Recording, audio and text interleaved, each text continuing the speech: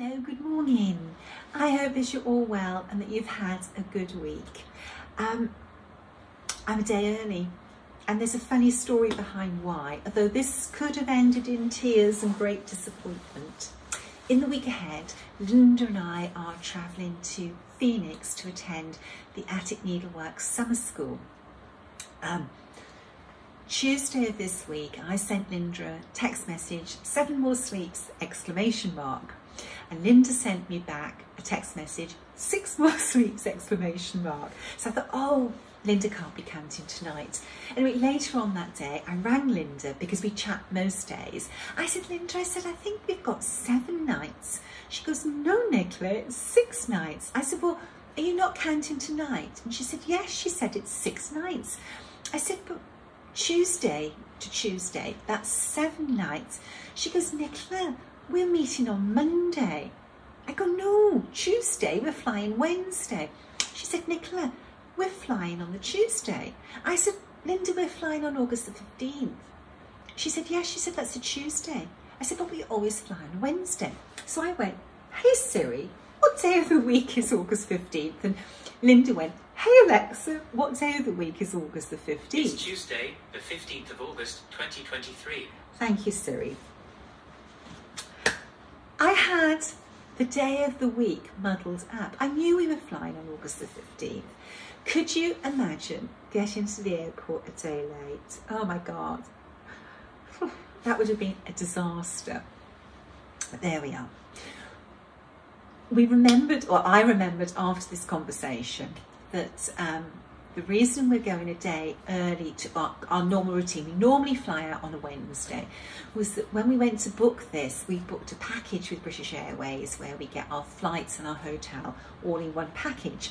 And if we stayed the extra night, we actually got a discount off the rooms, plus it was cheaper to fly on a Tuesday than it was on a Wednesday. So that's the reason behind why we did this out of our normal travel pattern.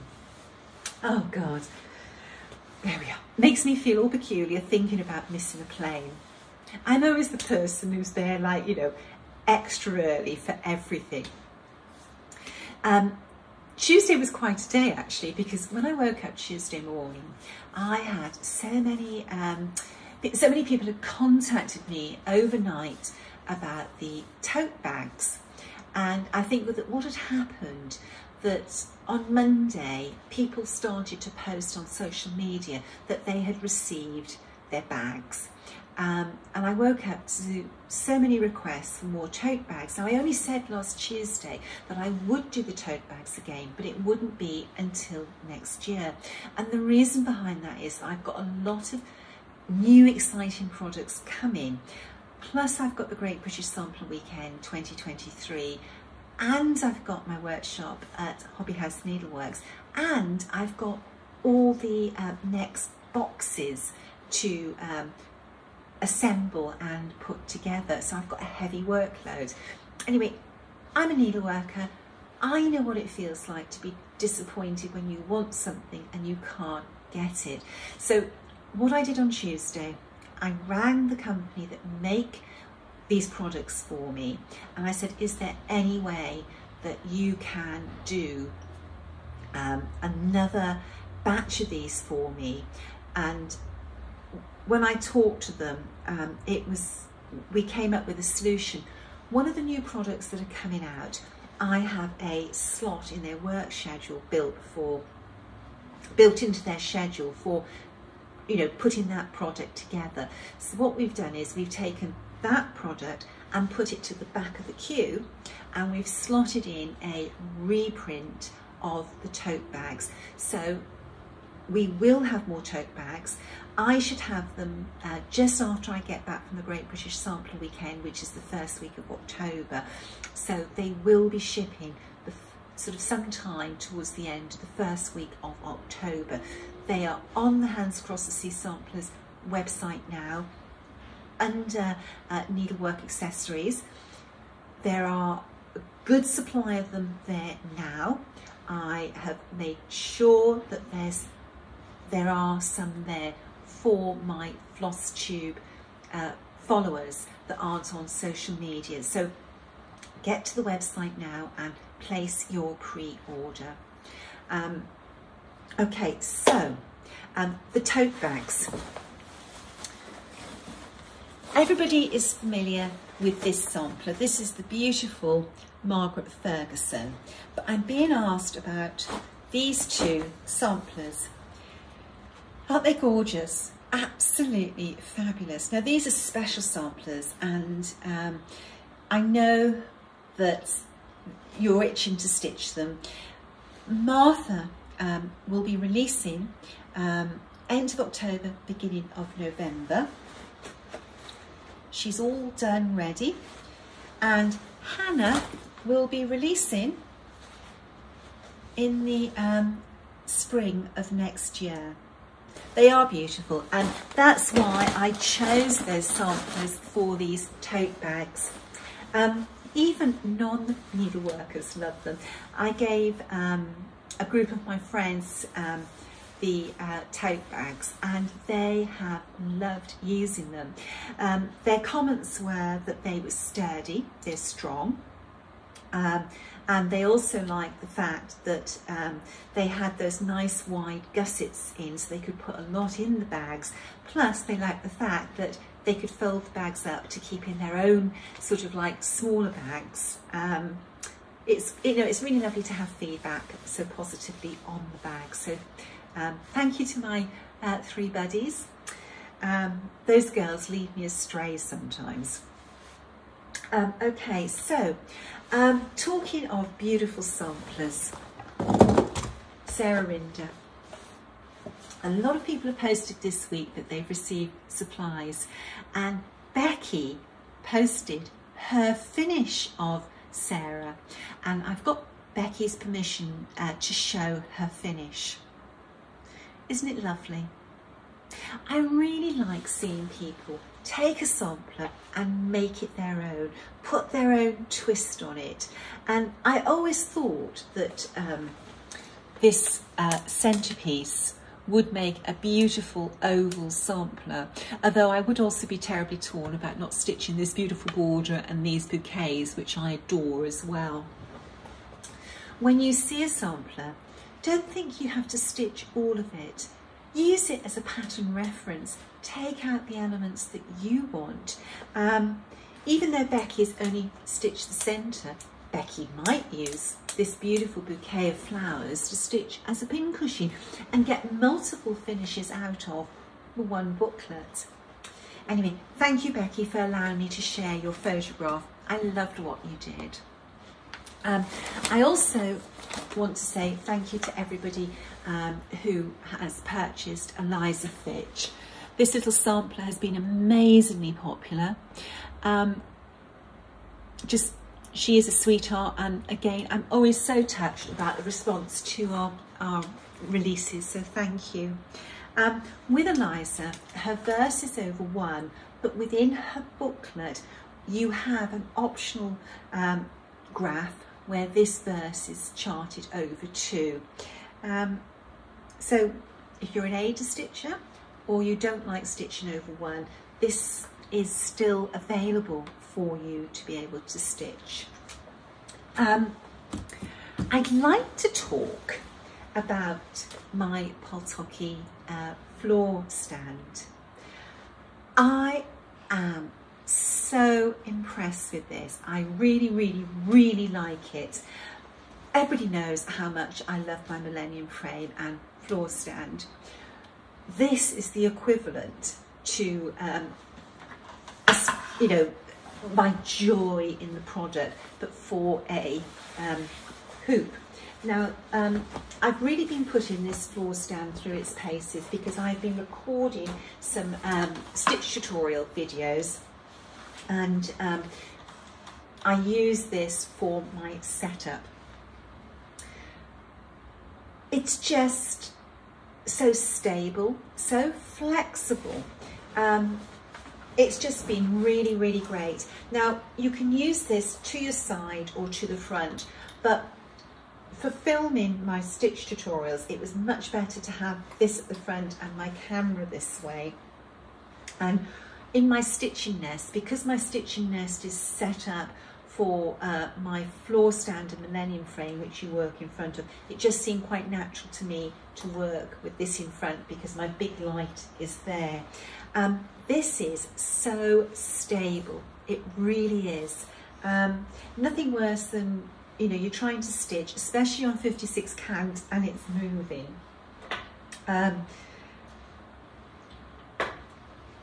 I don't know why I'm putting my stitching glasses. That's automatic. Looking at my work, I always swap my glasses around. The position that you work in, it's really, really nice. I love the fact that to access the back of your work, you just go like that, you know, and just put it back. I like to rest my wrist when I'm stitching, and by putting on a nice big hoop, I'm able to do that.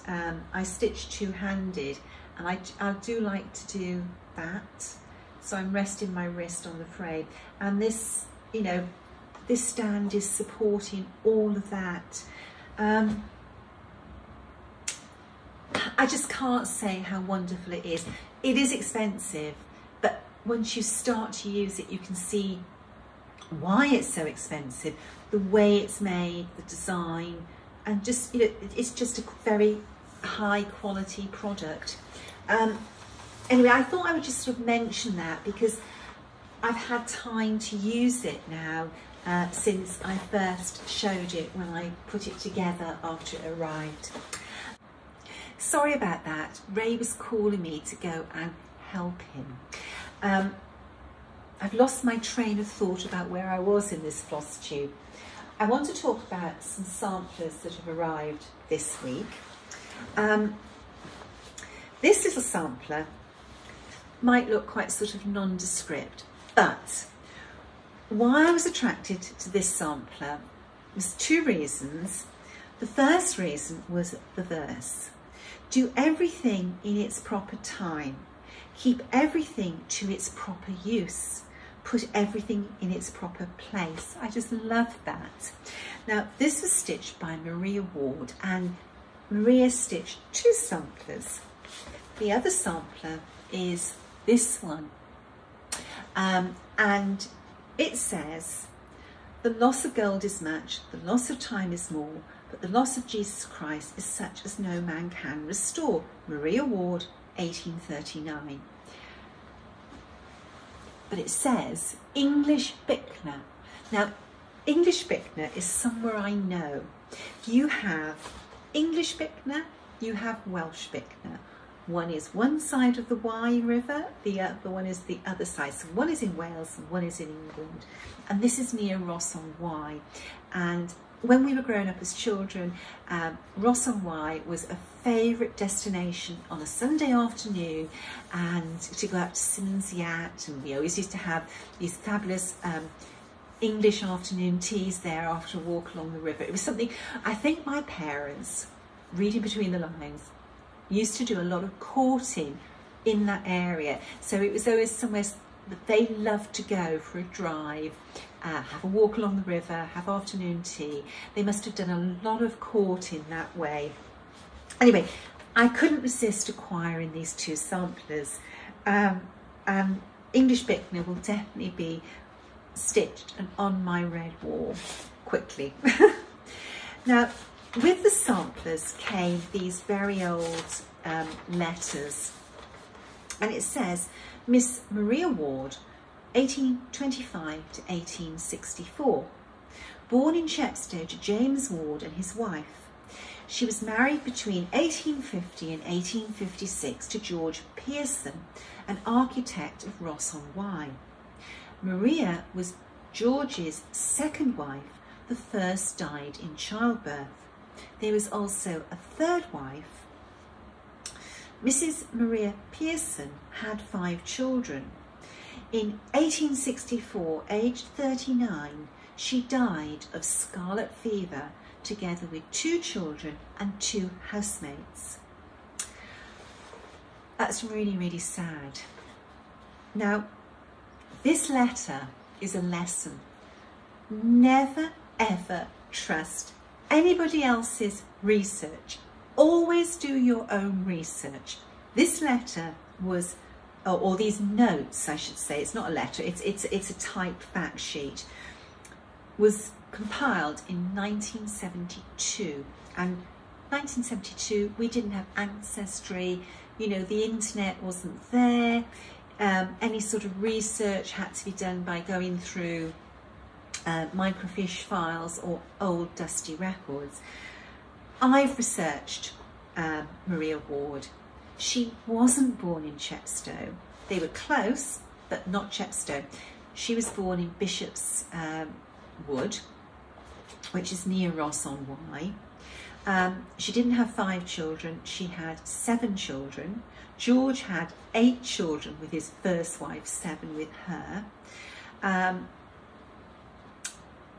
And George wasn't an architect, he was actually a builder. Always do your own research. That is so important. In this fact sheet, it records the other items that were with, these 2 samplers were with. And one was, I can never say this word, a daguerre, an old photo of Maria Ward in a crinoline. I tell you what, it's such a shame that the photographs on this list that record these 2 samplers are still not there. Very sad. Anyway, a lesson: don't trust research. Always verify it yourself. Bless her, dying that young, and her children. That must have been a lot for her family, you know, to lose mother, you know, wife, brother and sisters. Very sad, very sad indeed. Now, another sampler arrived this week. Do you remember I showed last week this sampler and I asked you to sort of suggest some names? Well, I said the model stitcher was going to finish the sampler, and she did, and it arrived this week. I want to show you because this is stunning, absolutely stunning. Isn't that beautiful? So that's our model. It's smaller because this has been done on 56 count, and that is the original. Look how beautiful that is. So pleased. I'm going to put this straight away with doggies. Have you got a wall, Hugo? Hello. Oh, my babies. You can see why I need to keep my work covered. Always keep my work covered, because otherwise accidents will happen. Now boys, because I haven't got my tables, do you want to come and say hello to everybody? Hugo, you're over here. Hugo. No, he's gone. There's some people walking past with a dog, some people who are staying in our cottages. So they're obviously very excited about that. Okay. Something I've got to do before I go, and that's cards. This one is Girl Reading by Renoir. Dear Nicola, thank you very much for sharing your love of needlework and your kind and loving friendship for everybody. Letters from Europe is truly a project that gives so much to each stitcher, a legacy that will last for generations to come.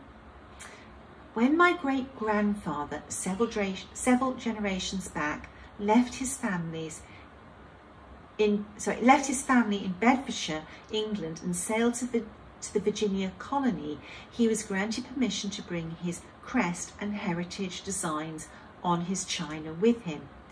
The silver pieces with the family crest are in the family church in, I won't say where, because I don't want people to be identified with these cards. It's somewhere in Virginia to this day, and brought out for use on special occasions.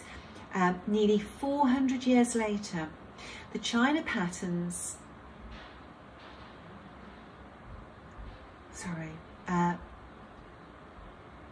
is still printed, and many cousins collect and use it today. Sorry, it doesn't help. My dyslexia is not very good when I have a lot on, and I do at the moment. Encloses teacup in the family pattern that I ordered for you. Even though your business is hands across the sea, it really is hearts across the sea. Thank you. I hope you will have a cup of tea in my family's teacup and know that your kind efforts touch my heart and that of so many others. That's an amazing legacy. Thank you so much. The teacup is actually on my dresser in my breakfast room with lots of little precious things. The next card is Lucy Barber, and it says, "Dear Nicola, your recent visit to Edinburgh prompted me to send my card to you. We were there, my husband and I, and enjoyed it so very much several years ago. One day we will also visit England, we hope, and I'm very touched by your invitation to visit you in Cornwall in your letter to all of us who were fortunate enough to receive the letters from Europe. From your Flosstubes, Cornwall appears to be a lovely place. I love seeing Bertie Boo and Hugo on your Flosstubes, by the way. I look forward to Sunday mornings when there's usually a new Flosstube from you. My stitching life began with knitting, which my mother taught me. She could do anything with a needle and thread and do it well: knitting, applique quilting, needlepoint and machine sewing. She made many of my clothes when I was growing up. She could even make lingerie. I didn't start cross-stitching until my 20s, but really liked it from the start on Ada. Then I took a sampler class and discovered linen and specialty stitches. In 1993, I co-founded the Sampler Guild of, and I'm not going to give the guild's name, as I don't want people to be identified. Some people might not mind and other people might. Okay, so I founded the Sampler Guild of, with other women who also shared a passion for samplers. It is thriving today thanks to the leadership and interest of many other wonderful women. Letters from Europe is such a treat. I am in awe of all the care you put into each element of it. Thank you very much.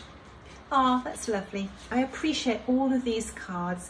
My memory chest of them is rapidly filling up.